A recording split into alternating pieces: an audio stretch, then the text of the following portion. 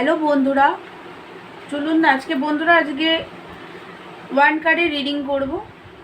একটা কার্ডেই দেখবো আপনার পার্টনার এনার্জি। তো চলুন দেখি বন্ধুরা, এই মুহূর্তে আপনার পার্টনার নিজের কেরিয়ার, নিজের ফাইন্যান্সের উপরে এই মুহূর্তে ফোকাস করে আছেন। তার কারণ আপনার পার্টনারের ফাইন্যান্সটা একদম স্টেবল নেই। উনি চাইছেন নিজের ফাইন্যান্স, নিজের কেরিয়ারকে স্টেবল করতে। তার জন্য উনি প্রচণ্ডভাবে এই মুহূর্তে হার্ডওয়ার্ক করছেন।